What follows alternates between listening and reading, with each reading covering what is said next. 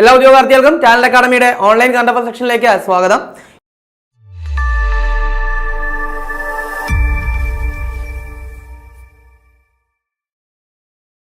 ഇന്ന് നമ്മൾ ചർച്ച ചെയ്യാൻ പോകുന്നത് ജൂലൈ 2-ാം തീയതിയിലെ പ്രധാന ആനുകാലിക വിഷയങ്ങളും അവയുടെ അനുബന്ധങ്ങളുമാണ്.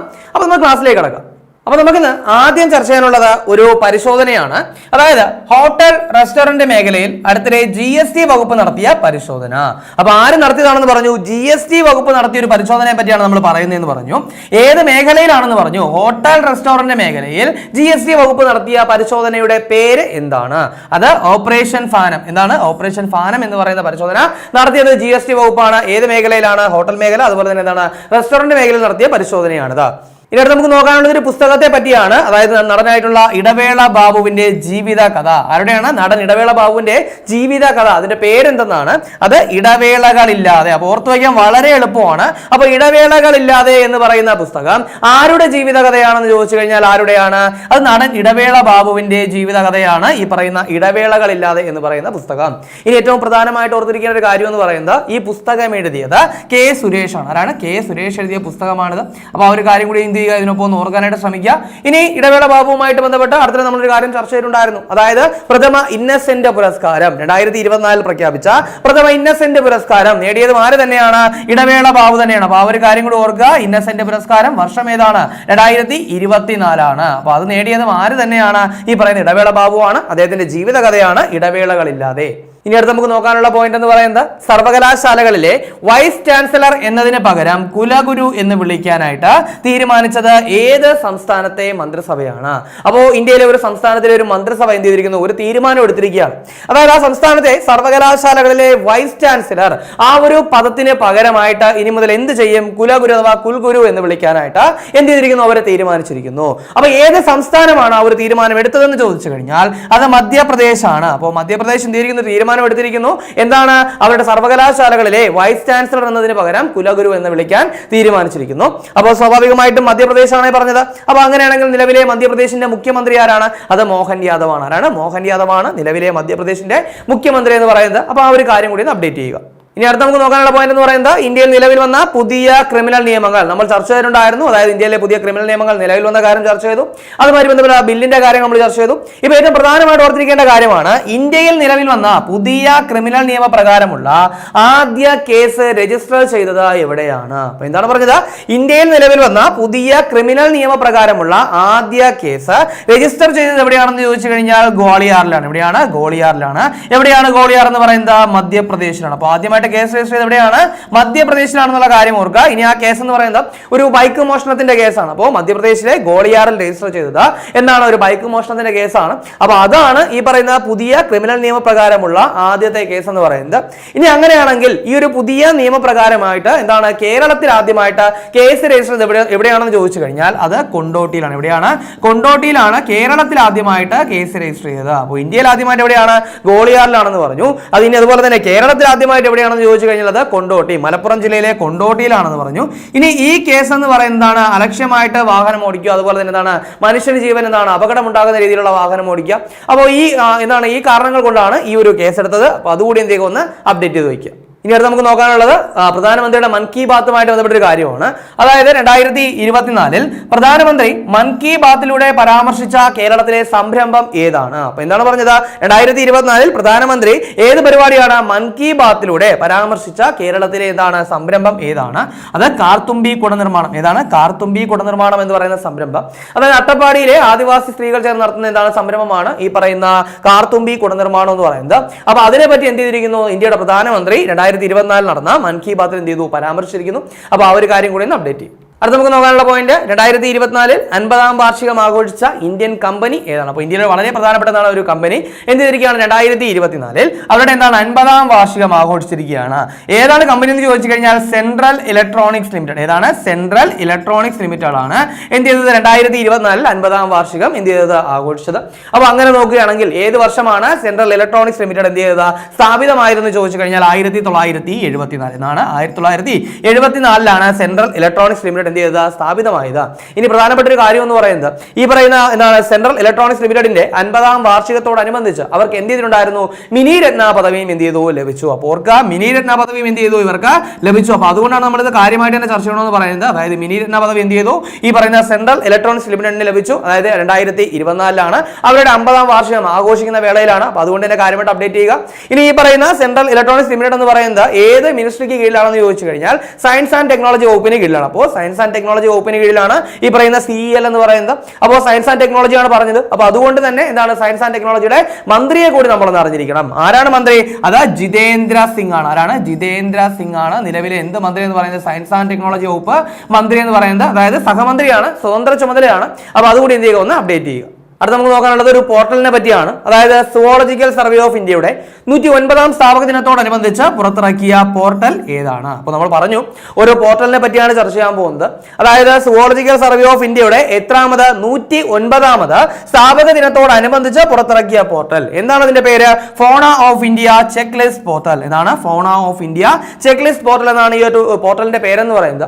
ഇനി ഏറ്റവും പ്രധാനമായിട്ട് ഓർത്തിരിക്കേണ്ടത് ഇന്ത്യയിലെ എന്താണ് എല്ലാ ജീവിവർഗങ്ങളെ പറ്റിയും, അതായത് വംശനാശ ഭീഷണി നേരിടുന്നവ ഉൾപ്പെടെയുള്ള ജീവിവർഗങ്ങളെ പറ്റി എന്ത് ചെയ്തിട്ടുണ്ട്, ഈ ഒരു പോർട്ടലിൽ ഉൾക്കൊള്ളിച്ചിട്ടുണ്ടെന്നുള്ള കാര്യം എന്ത് ചെയ്യണം, ഓർത്തിരിക്കണം.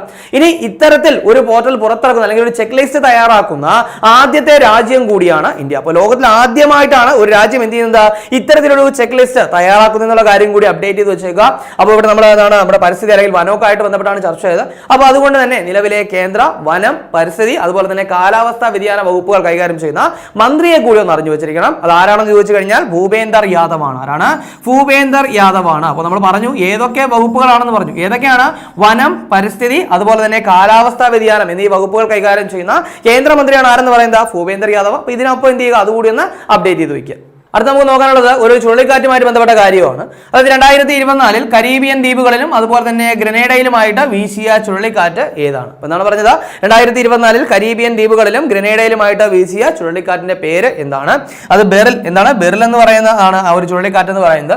ഇനി ഒരു കാറ്റിന്റെ കാര്യം എന്താണ് വളരെ കാര്യമായിട്ട് ഓർത്തു വെക്കണം. കാരണം എന്ന് പറയുന്നത് ഈ ഒരു ചുഴലിക്കാറ്റിനെ തുടർന്ന് ഇന്ത്യൻ ടീം എന്ത് ചെയ്യുകയാണ്, തിരിച്ചെത്താനായിട്ട് എന്ത് ചെയ്യാണ്, വൈകുകയാണ്. അപ്പോൾ അതുകൊണ്ടാണ് ഈ ഒരു കാറ്റ് എന്ത് ചെയ്യുന്നത് വളരെ പ്രധാനമായിട്ട് നോക്കി വെക്കണമെന്ന് പറയുന്നത്. അപ്പോൾ 2024 കരീബിയൻ ദ്വീപുകളിലും ഗ്രനേഡയിലുമായിട്ട് വീശിയ ചുഴലിക്കാറ്റാണ് എന്തെന്ന് പറയുന്നത്, ബെറിൽ എന്ന് പറയുന്ന ചുഴലിക്കാറ്റ്. ഇനി അടുത്ത് നോക്കാനുള്ളത് ഒരു സഖ്യത്തെ പറ്റിയാണ്. അതായത് പാട്രിയറ്റ്സ് ഫോർ യൂറോപ്പ് എന്ന് പറയുന്ന പേരിൽ എന്ത് ചെയ്യുന്നു, ഒരു പുതിയ സഖ്യം ഉണ്ടാക്കുമെന്ന് ഒരു രാജ്യം പ്രഖ്യാപിച്ചിരിക്കുകയാണ്. അപ്പൊ എന്താണ് പറഞ്ഞത്, സഖ്യത്തിന്റെ പേരാണ് പറഞ്ഞത്. സഖ്യത്തിന്റെ പേരിതാണ് പാട്രിയറ്റ്സ് ഫോർ യൂറോപ്പ് എന്ന് പറയുന്ന സഖ്യം എന്ത് ചെയ്യുന്നു, രൂപീകരിക്കുമെന്ന് ഒരു രാജ്യം അറിയിച്ചിരിക്കുകയാണ്. അപ്പൊ നമുക്ക് നോക്കാം, യൂറോപ്യൻ യൂണിയൻ പാർലമെന്റിൽ എന്ത് പേരിൽ, പാട്രിയറ്റ്സ് ഫോർ യൂറോപ്പ് എന്ന പേരിൽ പുതിയ സഖ്യം ഉണ്ടാക്കുമെന്ന് പ്രഖ്യാപിച്ച രാജ്യം ഏതാണ്? അത് ഹംഗറിയാണ്. അപ്പൊ എന്താണ് പറഞ്ഞത്, യൂറോപ്യൻ യൂണിയൻ പാർലമെന്റിൽ എന്ത് പേരിലാണ് പാട്രിയറ്റ്സ് ഫോർ യൂറോപ്പ് എന്ന പേരിൽ പുതിയ സഖ്യം ഉണ്ടാക്കുമെന്ന് പ്രഖ്യാപിച്ച രാജ്യം ഏതാണ്?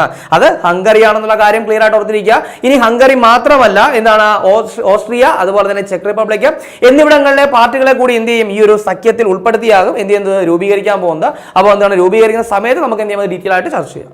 അടുത്ത നമുക്ക് നോക്കാനുള്ളത് നമ്മുടെ സ്പേസുമായിട്ട് ബന്ധപ്പെട്ട ഒരു കാര്യമാണ്. അതായത് ഓസ്ട്രേലിയയുടെ ഒപ്റ്റിമസ് ഉപഗ്രഹം വിക്ഷേപിക്കുന്നത് ആരാണ്? അപ്പോൾ എന്താണ്, ഓസ്ട്രേലിയയുടെ ഒപ്റ്റിമസ് എന്ന് പറയുന്ന ഉപഗ്രഹം വിക്ഷേപിക്കുന്നത് ആരാണ്? അത് ISR ആണ്. ആരാണ്? ഇന്ത്യൻ സ്പേസ് റിസർച്ച് ഓർഗനൈസേഷൻ ആണ് എന്ത് ചെയ്യുന്നത്, ഓസ്ട്രേലിയയുടെ ഒപ്റ്റിമസ് എന്ന് പറയുന്ന ഉപഗ്രഹം എന്ത് ചെയ്യുന്നത്, വിക്ഷേപിക്കാനായിട്ട് പോകുന്നത്. 2026 SSLV എന്ന് പറയുന്ന റോക്കറ്റിലായിരിക്കും എന്ത് ചെയ്യുന്നത്, വിക്ഷേപിക്കുന്നത്. അതായത് സ്മാൾ സാറ്റലൈറ്റ് ലോഞ്ച് വെഹിക്കിൾ എന്ന് പറയുന്ന ഇതാണ് SLVയിലായിരിക്കും എന്ത് ചെയ്യുന്നത്, ഈ പറയുന്ന ഒപ്റ്റിമസ് എന്ന് പറയുന്ന ഉപഗ്രഹം വിക്ഷേപിക്കാൻ പോകുന്നത്. 2026 ഇതിന്റെ വിക്ഷേപണം നടക്കാൻ പോകുന്നത്. അപ്പോൾ ഇവിടെ നമ്മൾ പറഞ്ഞു ഒപ്റ്റിമസ് എന്നാണ് ഉപഗ്രഹത്തിന്റെ പേര്. അപ്പോൾ ഇതിന്റെ ലക്ഷ്യം എന്ന് പറയുന്നത് ബഹിരാകാശത്ത് എന്താണ്, ഉപഗ്രഹങ്ങളുടെ അറ്റകുറ്റപ്പണി അതുപോലെ തന്നെ ഇന്ധനം നിറയ്ക്കൽ. ശരിക്കും പറഞ്ഞാൽ എന്താണ്, ഒരു മെക്കാനിക് നമ്മുടെ ഇവിടെ എങ്ങനെയാണ് ഒരു മെക്കാനിക് അതുപോലെ തന്നെ ആയിരിക്കും എന്ന് പറയുന്നത് ഈ പറയുന്ന ഒപ്റ്റിമസ് എന്ന് പറയുന്ന ഉപഗ്രഹം ബഹിരാകാശത്ത് ജോലി ചെയ്യാൻ പോകുന്നത്. അപ്പോൾ ഇതൊക്കെയാണ് ഇതിന്റെ ലക്ഷ്യം എന്ന് പറയുന്നത്. അപ്പോൾ ഓസ്ട്രേലിയയുടെ ഉപഗ്രഹമാണെന്ന് പറഞ്ഞു, വിക്ഷേപിക്കാൻ പോകുന്നത് ആരാണെന്ന് പറഞ്ഞു, ISRO ആണെന്ന് പറഞ്ഞു.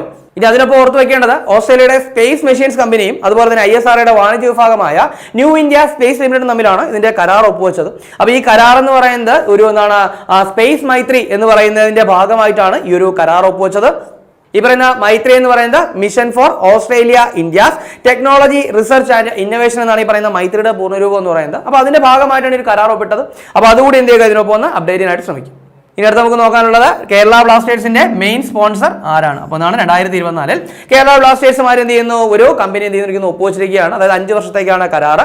അപ്പോൾ ഈ 5 വർഷത്തേക്ക് ആരായിരിക്കും ഈ ഇവരുടെ എന്താണ് സ്പോൺസർ എന്ന് പറയുന്നത്? അത് ഫ്രീമാൻ മെഷറിംഗ് ടൂൾസ്. അപ്പോൾ എന്താണ് കേരള ബ്ലാസ്റ്റേഴ്സിന്റെ മെയിൻ സ്പോൺസർ ഇനി 5 വർഷത്തേക്ക് ആരാണെന്ന് ചോദിച്ചു കഴിഞ്ഞാൽ അത് ആരാണ്? ഫ്രീമാൻ മെഷറിംഗ് ടൂൾസ് ആണ്. അടുത്ത നമുക്ക് നോക്കാനുള്ള പോയിന്റ് 2024 ലിയോൺ മാസ്റ്റേഴ്സ് ചെസ് കിരീടം നേടിയത് ആരാണ്? അപ്പോൾ 2024 എന്താണ് ലിയോൺ മാസ്റ്റേഴ്സ് ചെസ് കിരീടം നേടിയത് ആരാണ്? അത് വിശ്വനാഥൻ ആനന്ദ്. ആരാണ്? വിശ്വനാഥൻ ആനന്ദ് ആണ്. ഇനി അദ്ദേഹത്തിന്റെ 10ാമത് ലിയോൺ മാസ്റ്റേഴ്സ് ചെസ് കിരീടമാണെന്നുള്ള കാര്യം കൂടി ഓർക്കുക. അപ്പോൾ വിശ്വനാഥൻ ആനന്ദിന്റെ എത്രാമത്തെ? 10ാമത് ലിയോൺ മാസ്റ്റേഴ്സ് ചെസ് കിരീടമാണ് 2024. അപ്പോൾ ഈ ഒരു കാര്യം കൂടി അപ്ഡേറ്റ് ചെയ്യുക. നമ്മളിവിടെ ചർച്ച ചെയ്ത് 2024 എന്ത് കിരീടം? ലിയോൺ മാസ്റ്റേഴ്സ് ചെസ് കിരീടം നേടിയത് ആരാണ്? വിശ്വനാഥൻ ആനന്ദ് ആണ്. അടുത്ത നമ്മൾ നോക്കാൻ പോകുന്നത് ഒരു നദിയെ പറ്റിയാണ്. അതായത് കിഴക്കൻ ലഡാക്കിലെ ഒരു നദിയെ പറ്റിയാണ് നമ്മൾ എന്ത് ചെയ്യാൻ പോകുന്നത്? ചർച്ച ചെയ്യാൻ പോകുന്നത്.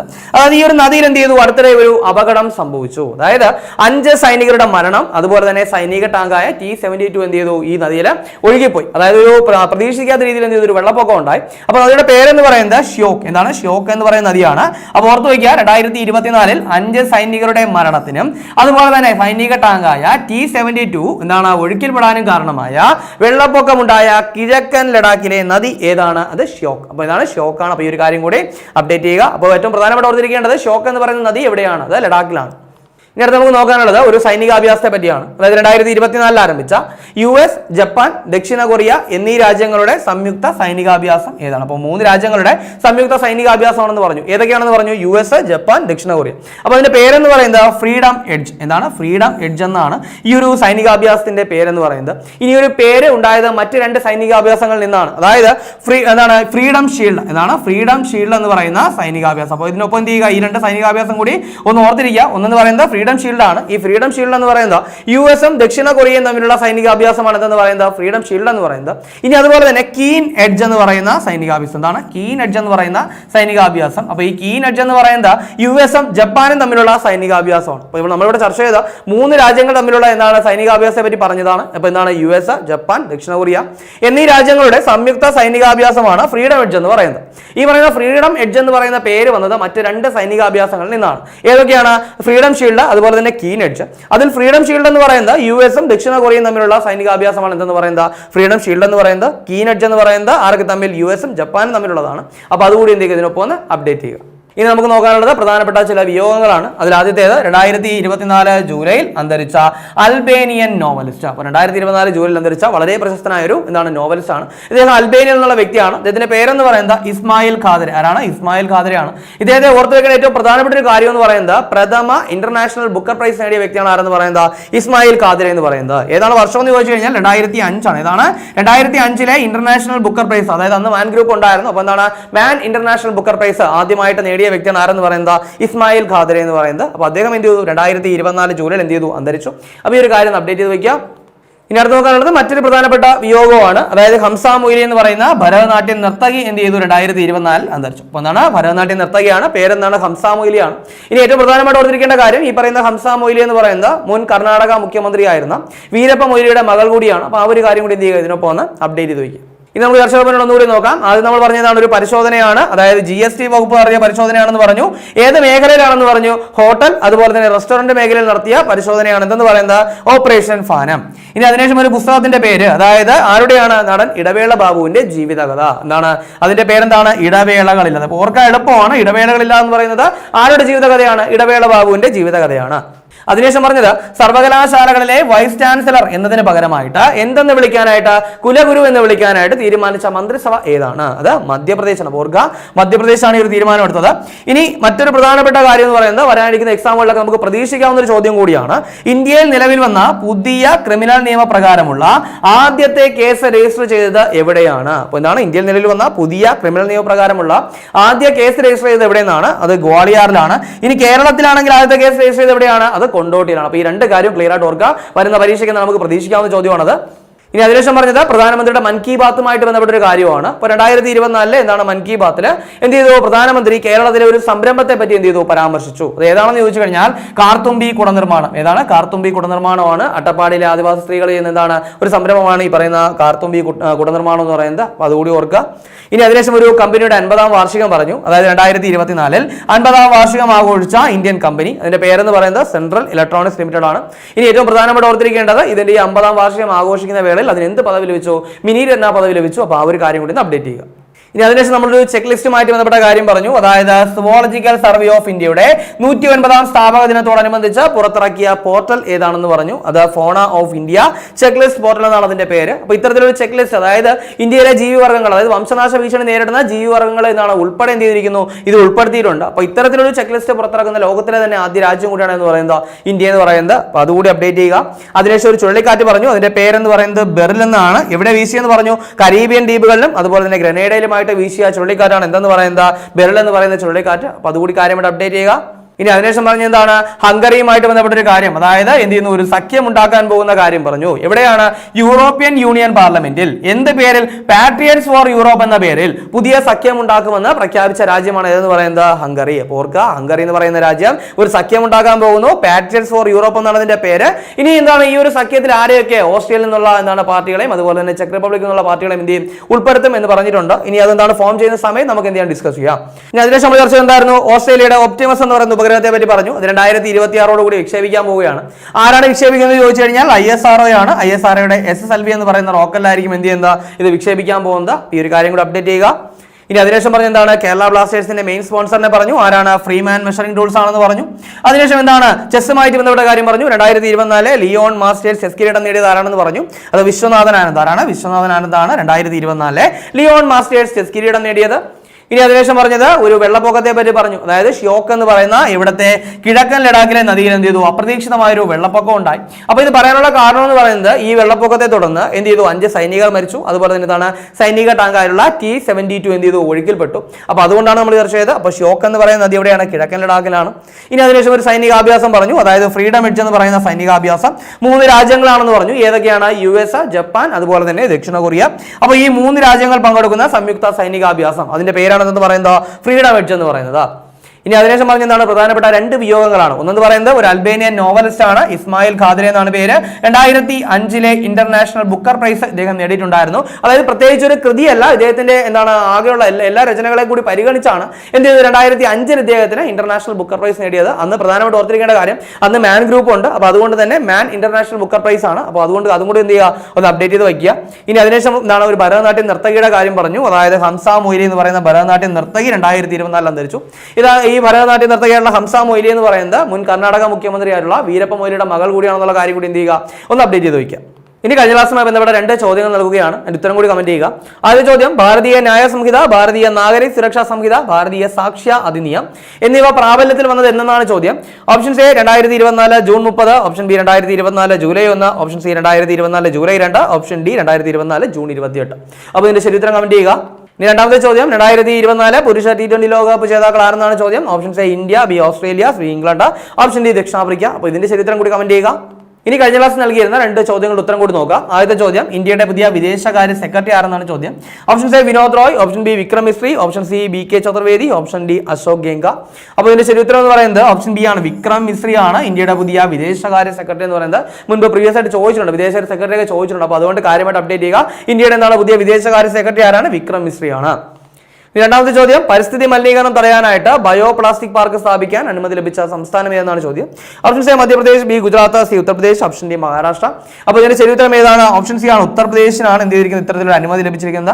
അപ്പോൾ ഈ ഒരു കാര്യം കൂടി അപ്ഡേറ്റ് ചെയ്യുക. അപ്പോൾ നമ്മൾ ചർച്ച ചെയ്ത ചോദ്യങ്ങളും അതിന്റെ ഉത്തരങ്ങളും അതുപോലെ ചർച്ച ചെയ്ത പോയിന്റുകളും മനസ്സിലാണെന്ന് വിചാരിക്കുന്നു. വളരെ കാര്യമായിട്ട് നല്ലതുപോലെ തന്നെ ഡെയിലി കറണ്ട് അഫയേഴ്സ് അപ്ഡേറ്റ് തന്നെ പോകുക, നല്ലപോലെ വർക്ക് ചെയ്യുക, എത്രയും പെട്ടെന്ന് ഒരു ജോലി നേടിയെടുക്കുക. ജൂലൈ 2 തീയതിയിലെ പ്രധാന ആനുകാലിക വിഷയങ്ങളാണ് നമ്മൾ ചർച്ച ചെയ്ത് കഴിഞ്ഞത്. അപ്പോൾ ചർച്ച ചെയ്ത പോയിന്റുകളൊക്കെ മനസ്സിലായെന്ന് വിചാരിക്കുന്നു. മറ്റൊരു ക്ലാസ്സുമായി നമുക്ക് അടുത്ത ദിവസം കാണാം.